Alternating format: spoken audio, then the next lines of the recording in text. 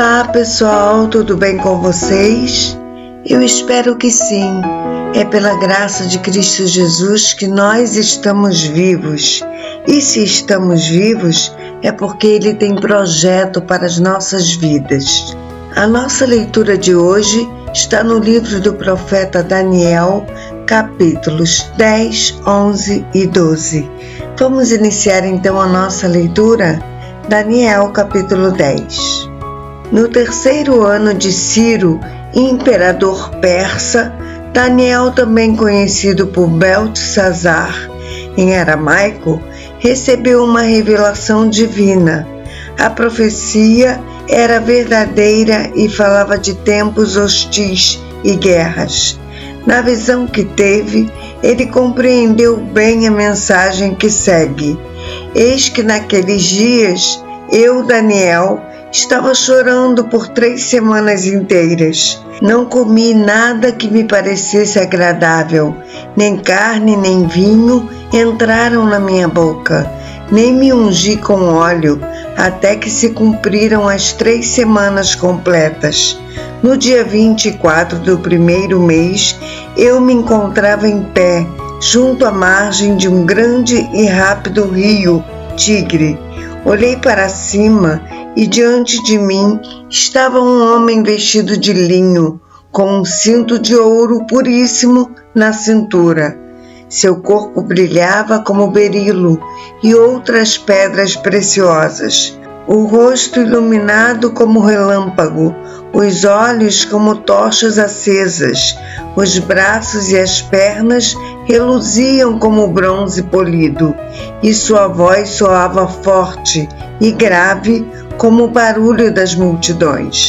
Só eu, Daniel, contemplei aquela visão. Os homens que estavam na minha companhia não a conseguiram ver. Foram acometidos de tanto pavor que fugiram apressadamente do local e se esconderam. Assim fui deixado a sós, admirando aquela grande visão, e me senti enfraquecido, trêmulo e muito pálido, e quase desfaleci por completo. Então, eis que ouvi a voz das palavras do anjo, e ouvindo o som do que dizia, perdi os sentidos. Entrei em um estado de êxtase e caí de bruços com o rosto em terra. Em seguida, senti que a mão de alguém tocou em mim e me ajudou a levantar, mas meus joelhos e mãos tremiam muito. E o anjo me disse: Daniel, tu és um homem muito amado. Presta, pois, toda a atenção à palavra que vou te comunicar, e levanta-te, porquanto eu fui mandado a ti. Assim que ele me exortou, eu me coloquei em pé, ainda tremendo, e o anjo prosseguiu, me exortando: Não temas, caro Daniel, porque as tuas palavras foram ouvidas sim, desde o primeiro dia em que aplicaste humildemente o teu coração, a fim de buscar entendimento diante do teu Deus. As suas orações foram ouvidas, e eu vim em resposta ao teu clamor. Mas o príncipe do reino da Pérsia me resistiu durante 21 dias. Então Miguel, um dos príncipes supremos, veio me ajudar a vencer o inimigo, porquanto não pude mais continuar ali com os reis da Pérsia. Assim estou aqui agora para explicar-te o que acontecerá ao teu povo nos tempos futuros, pois a visão que tiveste se refere a dias ainda muito distantes. Quando ele me disse isso, prostrei-me rosto em terra e fiquei mudo. Então alguém parecido com um ser humano tocou meus lábios, e eu abri a boca e comecei a falar. Eu disse àquele que estava em pé diante de mim: Ó Senhor, estou aflito demais em virtude de tudo quanto vi acontecer. Estou a ponto de perder os sentidos por causa da visão que tive. Como posso eu, teu servo, conversar contigo, ó meu Senhor? Minhas forças se desvaneceram e mal consigo respirar. O ser que se assemelhava a um homem tocou em mim outra vez e imediatamente me senti fortalecido.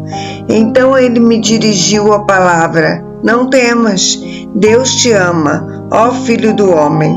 Paz seja contigo, sê forte e tem bom ânimo. E quando ele falou comigo, recobrei as forças e respondi: ó meu Senhor, fala comigo, porquanto tu já me fortaleceste e me sinto bem. Ao que ele acrescentou: sabes por que eu vim a ti? Contudo, agora terei que retornar para seguir pelejando contra o príncipe da Pérsia. Todavia, logo que eu sair, o príncipe da Grécia virá. Antes, porém, eu te declararei o que está escrito no livro da verdade, e nessa batalha ninguém me ajuda contra eles, senão Miguel, o príncipe celeste de Israel. Daniel, capítulo 11. Sendo que no primeiro ano de Dário, rei dos Medos, levantei-me para encorajá-lo e cooperar com ele. Agora, pois, passarei a declarar-te claramente toda a verdade. Eis que ainda se levantarão outros 3 reis na Pérsia, e o quarto será muito mais rico do que todos os anteriores. Depois de conquistar o poder mediante suas posses e riquezas, instigará todos contra o reino da Grécia. Então aparecerá um rei guerreiro que governará com grande poder e realizará todas as suas próprias vontades. Entretanto, um pouco mais tarde, no auge do seu poder, eis que seu reino será desfeito e será dividido para os 4 cantos do céu, mas nada será entregue aos seus descendentes, e o império não será poderoso como antes, porquanto será um reino desarraigado e repartido entre outros. O rei do sul será forte, como também um dos seus príncipes, e este será ainda mais forte do que ele, e reinará, e o seu domínio será muito grande. Depois de alguns anos, eles se tornarão aliados. A filha do rei do sul, Egito, firmará um pacto com o rei do norte, Síria, mas ela não manterá o seu poder, nem ele conservará o dele. Naquela época, ela será entregue à morte, com sua escolta real, e na companhia do seu pai e com aquele que a apoiou. Contudo, alguém da linhagem dela se levantará em seu lugar e comandará o exército. Ele atacará a fortaleza do rei do norte, pelejará contra as forças do rei e conseguirá vencer. Ele se apossará dos ídolos e divindades deles, com suas imagens de fundição, com seus vasos preciosos de prata e ouro, e levará tudo para o Egito. E por alguns anos ele deixará o reino do norte viver em paz. Então o rei do norte atacará as fortalezas do rei do sul, mas se verá obrigado a voltar para sua própria terra. Mas seus filhos intervirão e conseguirão ajuntar um grande exército, o qual avançará com poder e violência, arrasando tudo por onde passar. E depois disso, retornando, levará os combates até a fortaleza do rei do sul. Diante disso, o rei do sul marchará enfurecido, a fim de vingar-se do rei do norte, que lhe resistirá com um grande exército, mas, apesar disso, será derrotado. Quando o exército do norte for aniquilado, o rei do sul se encherá de orgulho e soberba e matará milhares, mas toda a sua vitória durará por um tempo muito curto, porquanto o rei do norte conseguirá reunir outro exército, ainda maior que o primeiro, e depois de alguns anos ele atacará novamente com um exército mais numeroso e melhor equipado. Naqueles dias, muitos se revoltarão contra o rei do sul, e os homens violentos do seu próprio povo se rebelarão, dando cumprimento à visão como profetizada, mas não serão bem-sucedidos e cairão. Em seguida, o rei do norte virá, levantará morros de ataque, isto é, rampas militares de cerco, e conquistará uma cidade fortificada. As forças do sul serão incapazes de resistir. Mesmo as suas melhores tropas não terão forças para vencê-lo. O agressor fará o que bem entender, e não haverá quem possa enfrentá-lo. Ele se estabelecerá na terra magnífica e terá capacidade para destruí-la completamente. Ele virá com o poder de todo o seu império e firmará um pacto com o rei do sul. Ele dará uma de suas filhas em casamento, com o objetivo de destruir o reino. No entanto, seu plano não terá êxito, nem lhe proporcionará qualquer vantagem.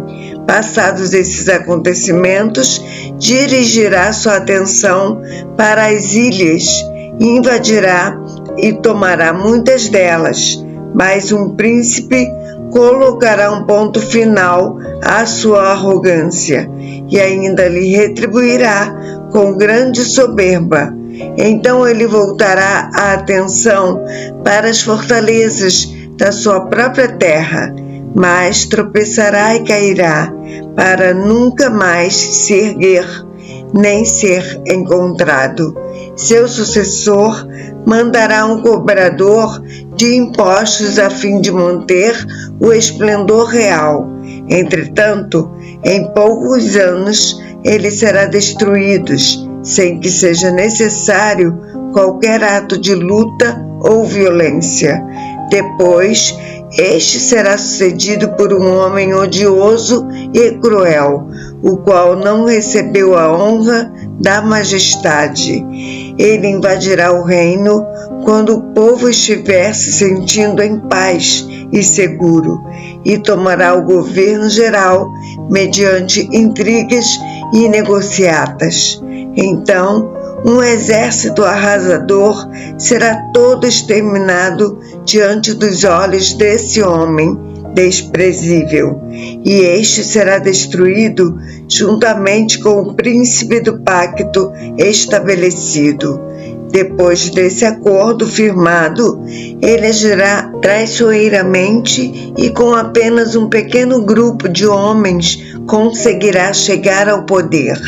Atacará também as regiões mais férteis da província, quando estas estiverem vivendo em paz e tranquilidade. Ele as invadirá e fará o que seus pais e nem mesmo seus antepassados jamais fizeram. Distribuirá despojos, saques e riquezas sequestradas entre todos os seus seguidores. Ele tramará muitos planos contra grandes fortalezas, mas somente por algum tempo. Reunirá poder e coragem a um grande exército e investirá contra o rei do sul. E este guerreará mobilizando um exército numeroso e fortemente armado. Todavia, não será capaz de resistir aos muitos ardis e golpes tramados contra ele. Até mesmo os que se alimentarem da sua comida tentarão destruí-lo. Seu exército será exterminado por uma arrasadora invasão, e um número enorme de guerreiros tombarão em combates. Também estes dois reis terão o coração totalmente dedicado ao mal. Sentarão à mesma mesa para cear e compartilhar, mas de fato dirão apenas mentiras um ao outro, contudo, sem qualquer resultado proveitoso para nenhum deles, porquanto o fim só virá no tempo certo e determinado. Então o rei do norte retornará para suas terras com grande riqueza, mas com seu coração rebelde à Santa Aliança. Ele tentará acabar com a religião do povo de Israel e depois voltará para sua nação. No tempo determinado, ele cercará e tentará invadir outra vez o sul, mas desta vez não terá o mesmo sucesso da primeira grande invasão, porque navios de Quitim, das regiões da costa ocidental, virão e se oporão a ele, e diante dessa resistência, ele ficará consternado e insultado. Então despejará sua fúria contra a Santa Aliança, o povo de Israel, e retornando, será cordial e indulgente com aqueles que apostatarem da Santa Aliança. Seu poderio militar se levantará ferozmente a fim de profanar a fortaleza e o templo. Acabará com o culto do holocausto diário e instalará no templo a abominação, o sacrilégio terrível. Com mentiras e lisonjas, corromperá todos aqueles que tiverem abandonado a aliança, mas o povo que em verdade conhece Elohim, o seu Deus, resistirá com firmeza e coragem. Entretanto, aqueles que são sábios entre o povo pregarão e ensinarão a muitos, mas por certo tempo essa atitude os levará a passar pelo fio da espada e também terem seus corpos cremados. Outros tantos serão saqueados e lançados em prisões. Alguns desses resistentes serão feridos e receberão um pequeno socorro. Contudo, muitos dos que oferecerem ajuda ou se reunirem à resistência não agirão com sinceridade. Ora, chegará a época em que alguns sábios tropeçarão, para que sejam devidamente refinados, purificados e alvejados até o final dos tempos, porquanto isso só acontecerá em dias muito à frente, no futuro determinado. Este rei fará o que bem lhe aprouver. Ele se exaltará e se ensoberbecerá em relação a toda divindade e seres celestiais. Ele terá êxito em todos os seus intentos, até que o tempo da indignação se complete, pois tudo quanto foi determinado ocorrerá. Este rei não terá a mínima consideração, nem mesmo pelos deuses dos seus antepassados, nem pela divindade preferida das mulheres, nem por Deus algum, mas se exaltará e se engrandecerá acima de tudo e de todos. Contudo, fará reverência ao Deus protetor das fortalezas e o honrará com ouro e prata, com pedras preciosas e inúmeros presentes de alto valor. Atacará as fortalezas mais poderosas com a ajuda de uma divindade estrangeira e multiplicará o sucesso e a glória de todos quantos lhes prestarem lealdade e devoção. Ele os tornará líderes e governantes de muitos e dividirá a terra, mas a preço de recompensa. Nos dias do fim, o rei do sul voltará a enfrentá-lo em grande combate, e o rei do norte o atacará com a violência de um enorme furacão, com carros e cavaleiros de guerra e mediante poderosa esquadra naval. Ele invadirá muitos países e passará por sobre eles como uma gigantesca inundação. Do mesmo modo, invadirá a terra magnífica, e muitas nações da região sucumbirão, mas Edom, Moabe e os líderes de Amon conseguirão escapar das suas garras.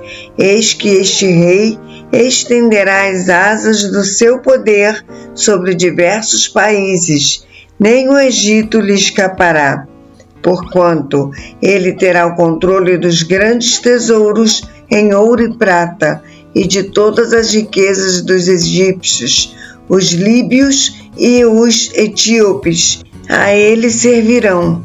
Contudo, notícias procedentes do leste e do norte o assustarão, deixando-o muito preocupado. Então ele decidirá sair para destruir e exterminar muita gente. Este rei armará suas tendas reais entre o grande mar Mediterrâneo e o glorioso Monte Santo. Entretanto, ele encontrará o seu fim, e não haverá nada nem ninguém que possa socorrê-lo. Daniel, capítulo 12. Naquela época, Miguel, o grande príncipe que protege o povo de Deus, se erguerá em benefício dos filhos do teu povo, e haverá um período de tribulação, opressão e aflição como nunca houve desde o início das nações até então. Contudo, naquela época, o teu povo, toda pessoa cujo nome está escrito no livro, será liberto. Multidões e multidões que dormem no pó da terra acordarão, uns para a vida eterna, outros para a vergonha, humilhação e para o desprezo eterno. Os que têm o entendimento e são sábios resplandecerão como o fulgor do firmamento, e todos quantos se dedicam a conduzir muitas pessoas à verdade e à prática da justiça serão como as estrelas, brilharão para sempre por toda a eternidade. Porém tu, ó querido Daniel, tranca em segredo mediante um selo as palavras do livro, até o tempo próprio do fim. Muitos farão de tudo e correrão de uma parte a outra em busca do maior saber, e o conhecimento se multiplicará muitas e muitas vezes. Então eu, Daniel, olhei e eis que estava em pé diante de mim outros 2 anjos, um na margem de cá, do rápido rio Tigre, e outro da margem de lá. Então um deles falou ao homem vestido de linho, que estava rio acima: quanto tempo passará antes que se cumpram todos estes eventos extraordinários? O homem vestido de linho, que estava acima das águas do rio, levantou ao céu a mão direita e a mão esquerda, e eu o ouvi jurar por aquele que vive para sempre, e acrescentou: haverá, pois, um tempo, tempos e metade de um tempo, quando a fragmentação do poder que está nas mãos do povo sagrado for completada, como está determinado. Então, em seguida, tudo se cumprirá e estará terminado. Eu ouvi claramente, mas não consegui compreender todo o significado da profecia. Por isso indaguei: ó Senhor meu, mas qual será o resultado final de todos estes acontecimentos? E ele replicou, orientando-me: segue o teu caminho, ó Daniel, porquanto estas palavras e sua significação estão lacradas e seladas até os apropriados tempos do fim. Muitos serão colocados à prova, e assim serão joeirados, purificados e aperfeiçoados. No entanto, os malignos continuarão praticando impiedades. Nenhum dos ímpios dará ouvidos a estas palavras, tampouco buscarão entendimento, mas os sábios e prudentes sim, estes entenderão. Concluindo, depois de abolido o culto contínuo, que mediante a apresentação do holocausto diário e a abominação assoladora, o terrível sacrilégio, for estabelecido no templo, transcorrerão ainda 1290 dias. Bem-aventurado o que guarda e chega aos 1335 dias. Tu, porém, vai-te em paz e segue o teu caminho até o fim. Eis que descansarás e então, no final dos tempos, te levantarás para receber a tua herança perpétua. A nossa leitura de amanhã está no livro do profeta Oséias, capítulos 1, 2, 3, 4 e 5. É um capítulo pequeno e nós vamos ler ele apenas em um dia. Eu aguardo você para essa leitura, se assim o Senhor nos permitir. Que o Senhor continue nos abençoando. Um abraço.